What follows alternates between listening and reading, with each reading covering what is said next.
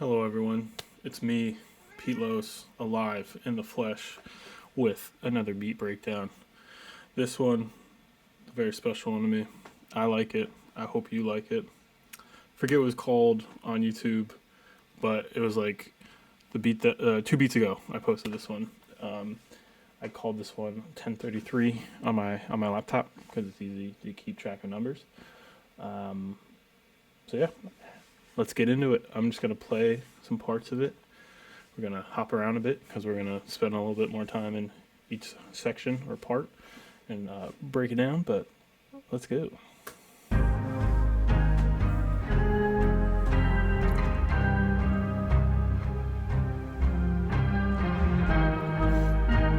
And also, sorry if I don't speak in the mic. It's a weird setup I have here.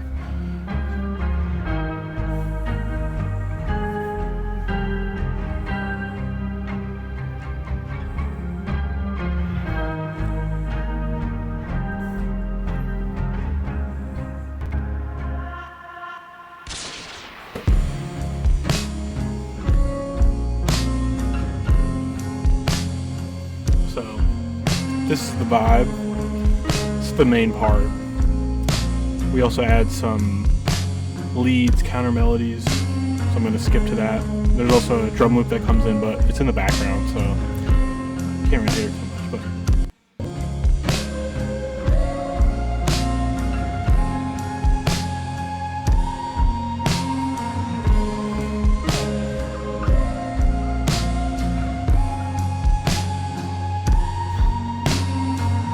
and then here's more of a counter melody, maybe.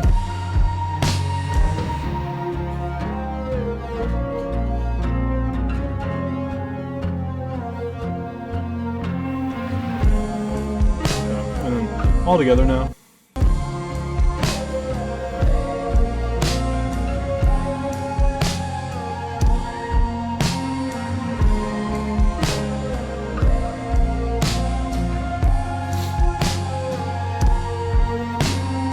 Alright, that's probably enough. So I like this vibe. I tend to go towards it quite a bit.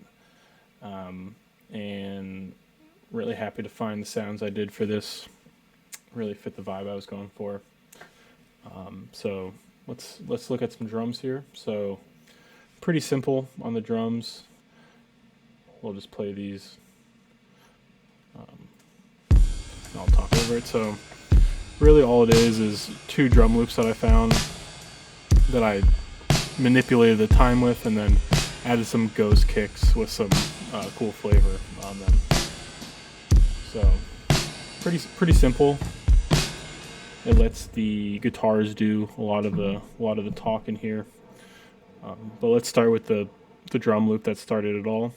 This came from Wonder Tones with 2 V's, new sample pack on Splice. I got a few things from Splice on this one. So it actually came together pretty quickly. But yeah, let's check this out. Just a very simple.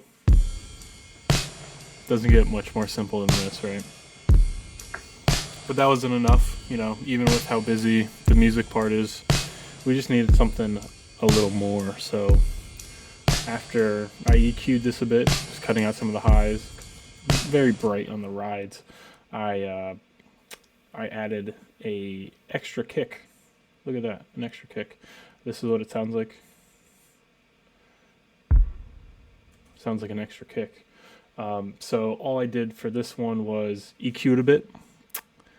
This was a technique that I was trying to learn from Wondertone. He has a video kind of breaking down how to make your digital drum sample sound more realistic. And one way of doing it is taking one of your drum sounds and EQing it a bit, time stretching it so you get a different like attack and decay on it.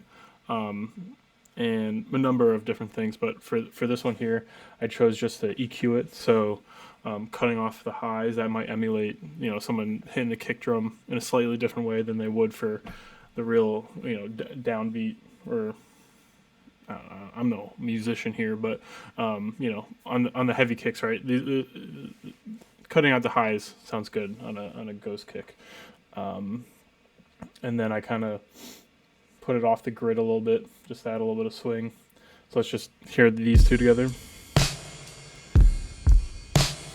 So you can nod your head to it. And then, holy moly, we have a third kick.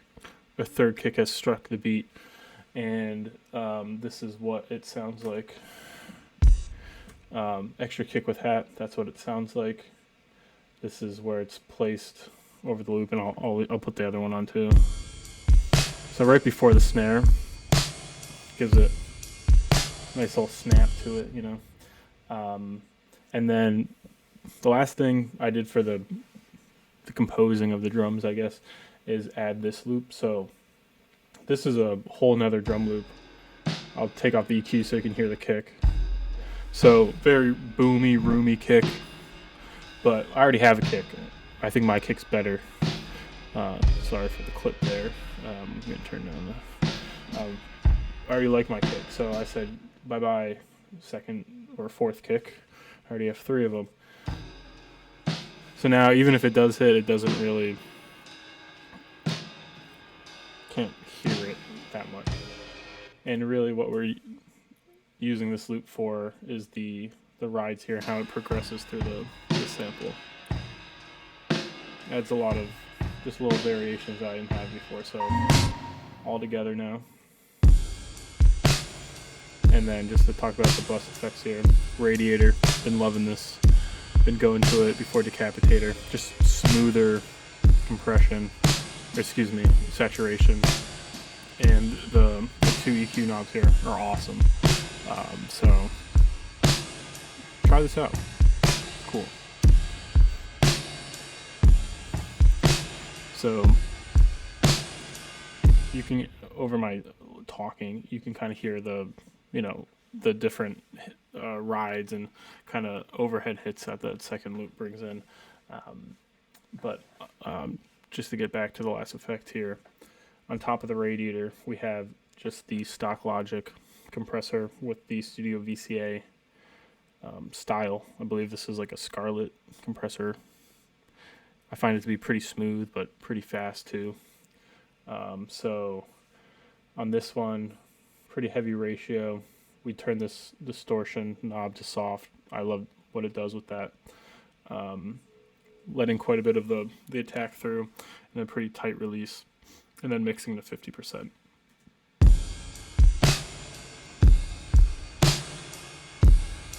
Since I'm not doing any makeup gain, it probably is. I thought it'd be quite a bit quieter, but I think that this distortion knob kind of brings it out. So let's hear it without that knob. Then with. Kind of just beefs it up. Sometimes I just turn it on to soft, and that's all I do with that compressor. So those are the drums. I guess the last thing to call out is that the drum bus is being sent to 2 reverb tracks. So we have a Valhalla reverb, small, medium-sized room, looking for those lows and mids kind of with the EQ that we have. And then I believe this one is the QRS Quantec reverb. Sorry if I said equalizer before. I might have. But another shorter reverb here, but this is a nicer, clean reverb. And I like using it. Yeah, some good stuff. Okay, now we're going to move on to the musical parts. So I'm going to mute the drums. For the intro here, I took the main sample that's playing and I just pitched it down 5 semitones, and then I layered it with one that was pitched up 7 semitones. So we get some octaves on this, but it is also a key change from the main sample, but we're playing it off the 5th, so I think that's a good effect here. On the -5 part of it, no effects, just kept it pretty raw there. But for the pitched up part of it, we have just some EQ, really bring out those highs, make sure that we're bringing out something that, the sample up here is lacking. We have the Juno chorus, just add that with. Love this plugin. Sometimes, like, all I did was come in here, and I think this is the default, and then you just hit that button, and you get the 1 and 2. I think, I think it's the chorus from 2 different Juno versions, but maybe the OGs had that. I don't know, but adds just a little bit more width than just having one or the other. And then finally, some good old RC20. Wanted some noise on it. I like this Apollo one. It's very spacey, dull white noise. And then we have the wobble with the stereo. Adds some really nice width on top of that chorus.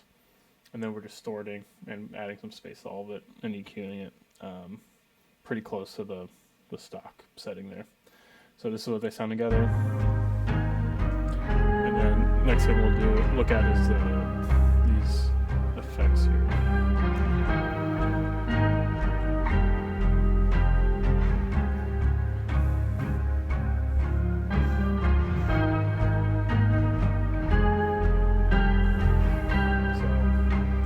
This is just with that low one. Right. Bring those highs in. Just the high. And you can do this with any of your samples. Just add the octave and just kind of be careful with EQ and add some width to it. Really brings it alive.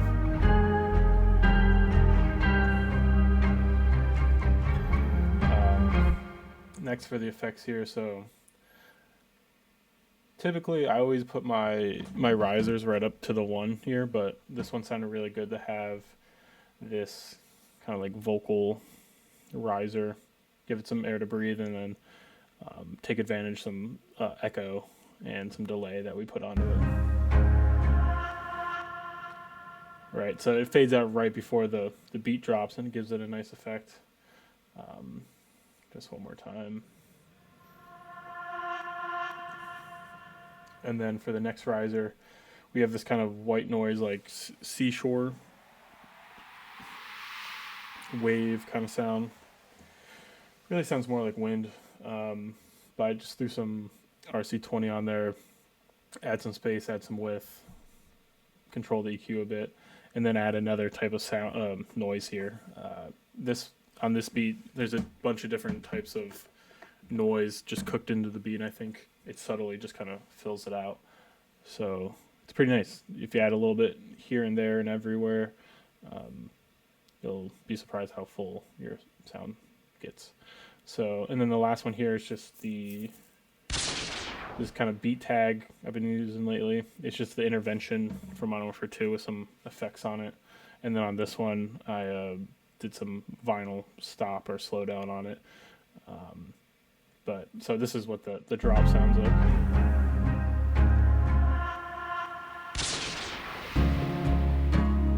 Right, well, with no drums, but check it out on YouTube if you want that. All right, so main sample. Got this one from Splice. Sounded great, so I said let's rock with it. Didn't even change the pitch on it. Just add a little bit of EQ. I like what I was hearing up here. So we let that rock, and then we get into this lead up here. Made it in CRM2. Just modified this preset here in carpet texture, like the real glidey mono sounds. And then chorus, same setting as the other instance that I used. Some portal, just add some movement. Before I spoil the next part, let me just kind of isolate this a bit. Let's hear it. I really like this. So I'll take off the portal here. So turn it off a little bit more in your face. Still a decent amount of movement, but this kind of just makes it a little bit more unique. It's a little bit of like a delay going on. We bring back the QRS. Some just nice healthy reverb.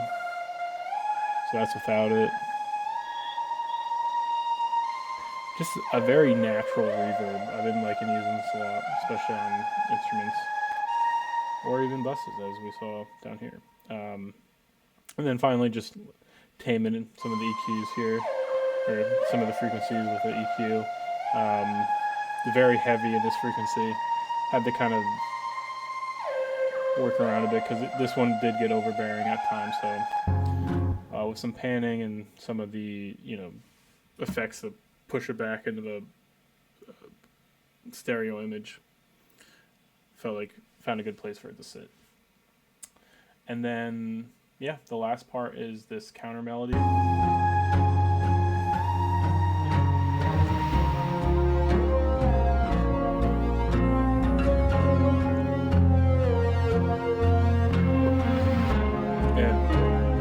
All we have on this is some micro shift, just to give it a little bit more width.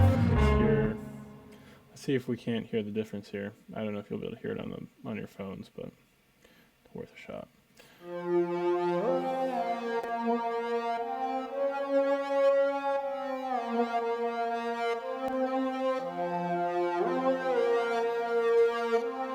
I think it just gets a little bit louder. I think there's already quite a bit of like stereo movement, maybe in the effects that I put in here. Yeah, so this was a kind of a sound that I made, so another mono sound with some glide to it. A little bit of attack, and then we're just modulating some of this wave here. I think still learning serum a bit, but just modulating the shape of the sine wave a bit, and then throwing a saw triangle wave on it, throwing it through a filter, and then letting the effects kind of do the work here. Distortion, chorus, flanger, phaser, reverb. Let's hear how it sounds dry, just because I'm curious.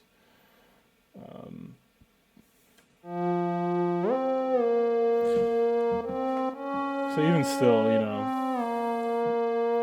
it sounds like a pretty cool sound, I think, just from bending the fine tune a little bit, you can get pretty far. This is how I start so many sounds. So I think we're also modulating the Wart 2 on this, and I think that, so that's probably where we're getting the shape, So really, all we're modulating is the fine tune and then just the shape of it. And then once we put those effects back in, it really fits the vibe of what we're going for here. So to round out the music part of this, we have just a console strip. Messed around with the EQ a bit, and the ratio here brought it up from the default of 3.5 to 5, just because we had a lot of spiky bits with the guitar sample, right? But I wanted to bring out some of the high end, some of the high mids here, kept the low mids the same, and then just some lows around 200, 230.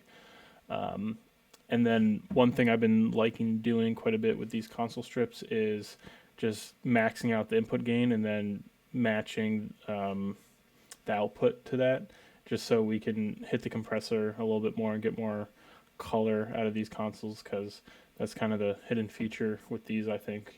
We get compressors and gates and expanders and filters and all that stuff, but I think a lot of time is spent trying to get the color out of the consoles, and trying to emulate them in the 5,000 different types they have of all these, across, plug-in alliance waves, what have you. So just adding some saturation. This probably isn't gain match, so it doesn't do much for us, but so it's 2 decibels louder with the console on, or whatever. It's metering, 2 or 3 decibels louder, but it is quite a bit fuller. 3 decibels doesn't that big of a difference. All right. Last thing, well, I guess I'll mention that the music is also going to the two reverbs that the drums are going to. And then let's get into the mix processing. So we have this SSL style compressor on the mix just to glue together. We're not making anything up here. We have a 3-to-1 ratio and a pretty quick attack. So we're trying to just glue some stuff together, tame down the highs. We have Decimor just to add a non-digital flavor. Well,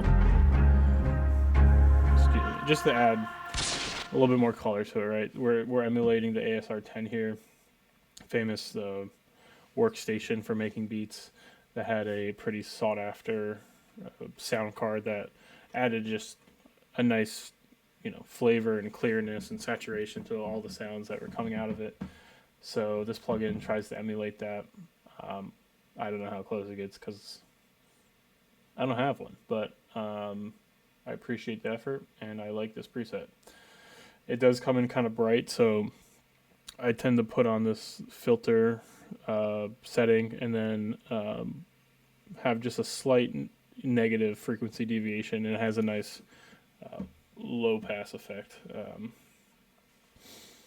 But if you want something darker out the box and with some bit reduction, more heavy bit reduction in it, go to the MPC 60 preset, and you're starting off at a 12-bit resolution, so a little bit grimier. If I'm going for more like boom bap, more grimy stuff, I might throw that on. Maybe a little bit too much for the mix, but I'll throw it on the drums quite often. Next we have the Vitalizer. This is a nice cherry on top for the mix. It allows you to compress your lows, add some drive if you want, and also the stereo expander is real nice. It's a nice natural widening. And then there's some processing you can do with the mids here. I don't mess around with it too much outside the preset. And then really lastly we have the black box mid side. I like this preset a lot. I use it on I'll just kind of tweak the parallel mix, but this adds a nice wide I'll actually really stop it before the drop. But it just adds some nice width and saturation that I really like. Can't go wrong with it. And then some soothe to be safe, and a limiter. And that's it. So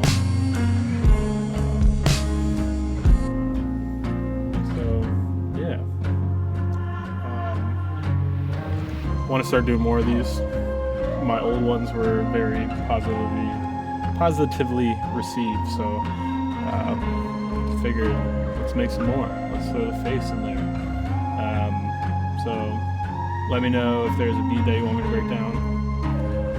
This was one of my favorite ones as of late. And if I just check my phone, I can actually get the name of it. So this one was a Mac Miller type beat, Horizon. And yeah, I get it. Type beats suck, but we're on YouTube, baby, so we're marketing them. But